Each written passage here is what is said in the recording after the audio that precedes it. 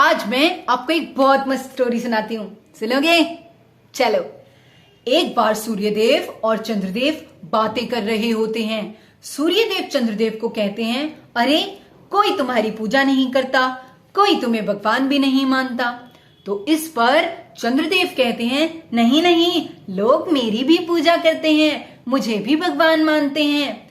तो गांव के कुछ लोग उनकी बातें सुन रहे होते हैं। वो लोग कहते हैं, नहीं, हम तो सूर्यदेव को ही भगवान मानते हैं, उन्हीं की पूजा करते हैं, क्योंकि वो हमें धूप देते हैं, रोशनी देते हैं। तो अब ये सारी बातें सुनकर चंद्रदेव उदास होकर चले जाते हैं। अब अगले दिन खेत की बुआई करने का वक्त आता है।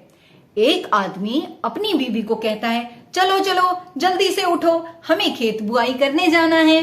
औरत कहती है, अरे अभी तो बहुत अंधेरा है, हम कुछ वक्त बाद चलेंगे। तो वो कहता है, ठीक है। अब कुछ वक्त बाद वो दोनों खेत की बुआई करने जाते हैं और काम करते करते बहुत ज्यादा परेशान हो जाते हैं, क्योंकि सूरज देव बहुत तेज धूप दे रहे होते हैं। अब वो लोग परेशान होकर घर चले जाते हैं और सोचते हैं कि हम अगले दिन जल्दी आएंगे ताकि जल्दी से बुआई करके अपने घर चले जाएं।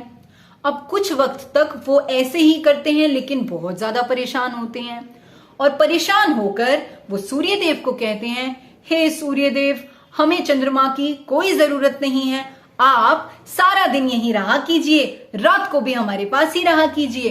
तो सूर्यदेव कहते हैं, ठीक है, मैं अब से रात को भी यहीं रहूंगा। ठीक है। अब अगले दिन आदमी अपनी बीवी को कहता है, जाओ जाओ फटाफट से मेरे लिए खाना बना कर लाओ। अब औरत कहती है, अरे लेकिन अभी तो दोपहर ही हुई है, इतनी जल्दी खाना खाओगे क्या?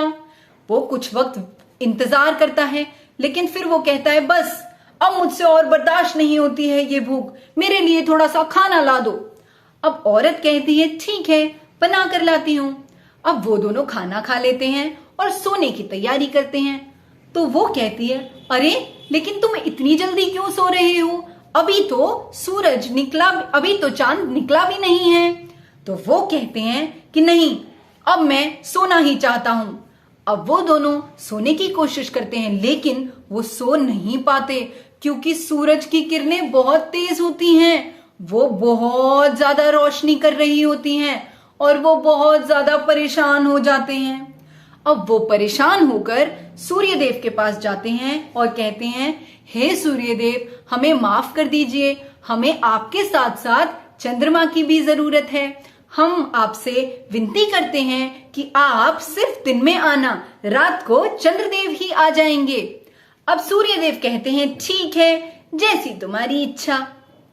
अब वो चंद्रदेव के पास जाते हैं और उनसे कहते हैं, हे चंद्रदेव, हमें क्षमा कर दीजिए, हमसे गलती हो गई, हम चाहते हैं कि आप रात को भी आएं। तो वो कहते हैं, ठीक है। तो बच्चों, अब इससे मुझे ये बताओ कि आपको क्या सीख मिली? हमें ये सीख मिली कि जिस चीज की जहां जरूरत है वहीं रहनी चाहिए।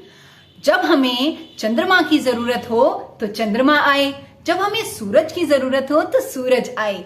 अगर आप चीजों को उल्टा पुल्टा करोगे तो गड़बड़ हो जाएगी। आया समझ?